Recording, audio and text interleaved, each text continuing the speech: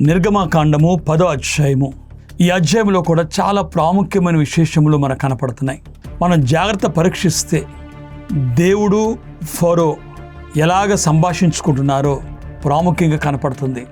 మోషే వెళ్ళి ఫరోతో ఇలాగన్నాడు, నా దేవుడైన యెహోవా ఇదిగో ఫరో నీకు ఇలా సెలవిస్తున్నాడు, ఎన్నాళ్ళు నీవు నా దేవునికి లొంగకుంటావు, ఎన్నాళ్ళు నీవు దేవుని మాట వినకుండా ఉంటావు. ఇదిగో ఒకవేళ నువ్వు దేవుని మాట వినకపోతే దేవుడు ఈ దేశం మీదకి మిడతలు రప్పిస్తాడు, కప్పుతాయి ఈ నేలనంతటిని, వడగండ్లు విడిచిపెట్టిన వాటిని, ప్రతి చెట్టును, ప్రతి పచ్చగా ఉన్న ప్రతి దాన్ని అది తుడిచివేస్తుంది అని చెప్పి మోషే అక్కడి నుంచి ప్రభు మాట జ్ఞాపకం చేసి వెళ్ళినట్లుగా కనపడుతుంది.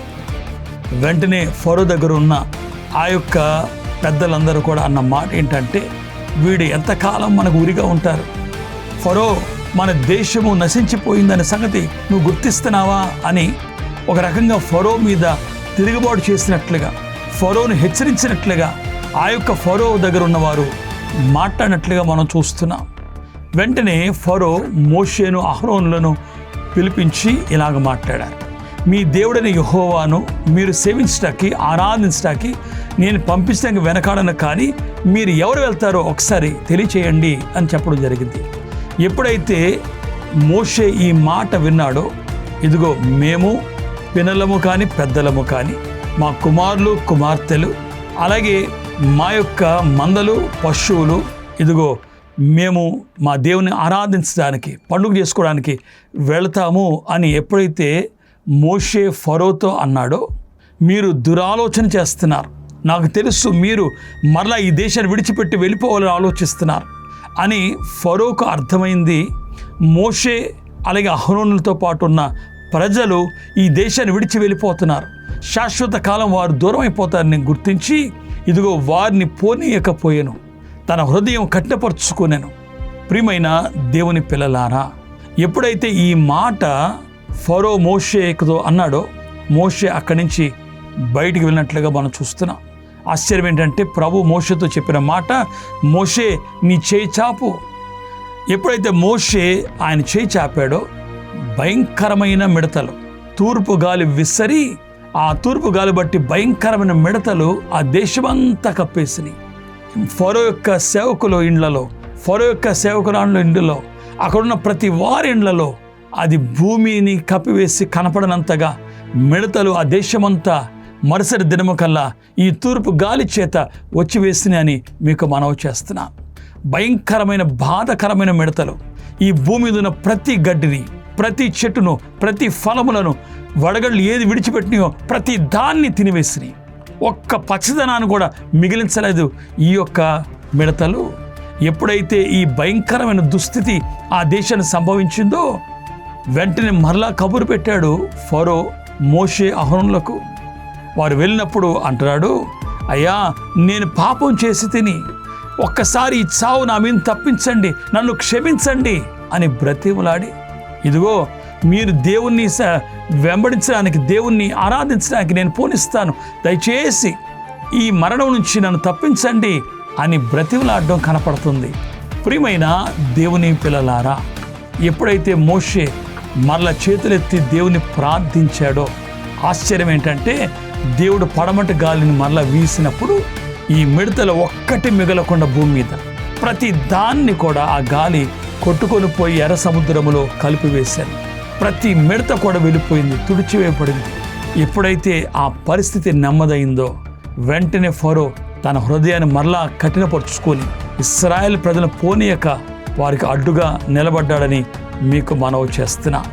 మోషే అహరోనులు ఫరో యొద్దకు వెళ్ళి వారు ఫరోతో అన్నమాట, ఇదిగో మా ప్రజలను పోనీయండి, లేకపోతే ఈ దేశం మీదకి భయంకరమైన పరిస్థితి రాబోతుందని.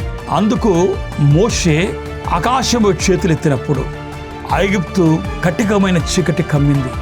3 దినములు భయంకరమైన గాఢాంధకారము, ఒక మనిషిని చూసుకోలేనంత భయంకరమైన పరిస్థితి ఏర్పడినప్పుడు మోషేను అహరోను ఫరో మరలా పిలిపించడం కనపడుతుంది. పిలిపించి ఇదిగో మీరు అనుకున్నట్లుగానే వెళ్ళండి, మీ దేవుని ఆరాధించండి, మీ దేవుణ్ణి ఉత్సవం చేసుకోండి, పండుగ చేసుకోండి, కానీ ఒక మాట చెప్తున్నాను అని, ఇదిగో మీరు, మీ పిల్లలు, మీ కుమారులు, మీ కుమార్తెలు వెళ్ళండి, పెద్దలు కూడా, కానీ మీ పశువులను మాత్రం, మీ మందలు మాత్రం ఇక్కడ ఉంచండి అని చెప్పాడు. ఫరో ఎక్కడ వీళ్ళ ఆస్తిని తీసుకొని వెళ్ళిపోతారో, మళ్ళీ తిరిగి రారో అనే ఆలోచన. కానీ ఒక మాట జ్ఞాపకం చేస్తాను ఇక్కడ. మోషే అన్నాడు, ఫరో, మా దేవునికి బలి అర్పించడానికి మా పశువులు మాతో ఉండాలి, మేము తీసుకెళ్లకుండా మా దేవుడు సెలవు ఇవ్వలేదు అలాగా, కాబట్టి మా మందలను, మా పశువులు మేము తీసుకొని వెళ్తామంటే ఫరోకు చాలా కోపం వచ్చేసింది. ఎంత కోపం వచ్చిందో ఆయన అంటాడు, ఇదిగో నా ఎదురు నుంచి పొమ్ము, భద్రము సుమి, నా ముఖం ఇక నువ్వు చూడవద్దు, నీవు నా ముఖం చూచి దినమున మరణం చేదవు అని మోషేతో మాట్లాడినప్పుడు మోషే కూడా, సరే నువ్వు అన్నది సరే, ఒకవేళ మరలా నీ ముఖం నేను కూడా చూడను అని సెలవిచ్చి ఆ స్థలం నుంచి వెళ్ళినట్లు కనపడుతుంది. ఈ యొక్క అధ్యాయములో, ఈ సారాంశం అంతట్లో మనం తెలుసుకోవాల్సిన సత్యం ఏంటి అని అంటే, చూడండి, గడిచిన అధ్యాయములో ఒక మాట ఉంది, ఇక్కడ 2 మాటలు కనపడుతున్నాయి. ఏంటి ఆ మాటలు అంటే, గడిచిన అధ్యాయములో ఇదిగో మీరు మీ దేవుని ఆరాధించడానికి వెళ్తానన్నారు కదా, ఇదిగో మా దేశంలోనే ఉండి ఆరాధించండి, మీ పశువులు బలిచ్చుకుంటారో, మీ పిల్లలు తీసుకెళ్తారో మా దేశంలో చేయండి అని చెప్పాడు. మోషే దానికి ఒప్పుకోలా.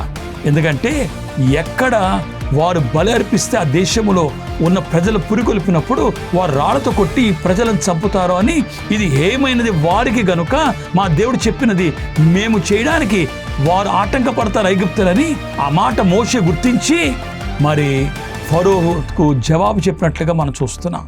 కానీ రెండోది ఈ అధ్యాయములో మనం చూస్తే 2 కనపడుతున్నాయి. ఒకటి, ఇదిగో మీరు ఈ దేశాన్ని విడిచి వెళ్ళండి, కానీ మీరు పురుషులు మాత్రమే వెళ్ళండి అని చెప్పాడు.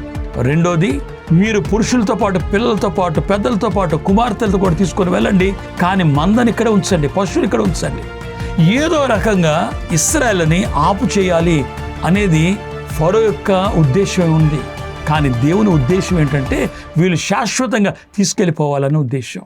ఈరోజు మనం తెలుసుకోవాల్సింది ఏంటంటే, దేవుని ప్రణాళికను ఎరిగిన ఫరో, గమనించండి, వారు ఎలా ఒకరు ఆటంకపరచాలనుకున్నారు, కానీ దేవుడు వారి మెడల ఉంచైనా, దేవుడు వారిని శిక్షించైనా, దేవుడు వారిని బాధ పెట్టైనా తన ప్రజలను సంపూర్ణంగా విమోచించడానికి తన ప్రయత్నం కనపడుతుంది. నేటి కాలంలో మన జీవితాల్లో కూడా ఇదే కనపడుతుంది. ఒక ప్రక్కన సాతానుడు మనల్ని కోరుకుంటూ ఉంటాడు.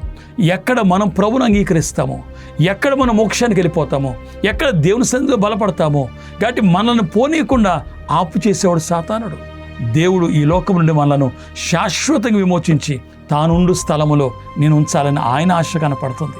గనుక ఈ పోరాటములో దేవుని పక్షంగా మీరు నేను నిలబడితే, గమనించండి, ఈ భూమిని విడిచిపెట్టి, ఐగుప్తు లాంటి భూమిని విడిచిపెట్టి మోక్ష భాగ్యాన్ని చేరాలి.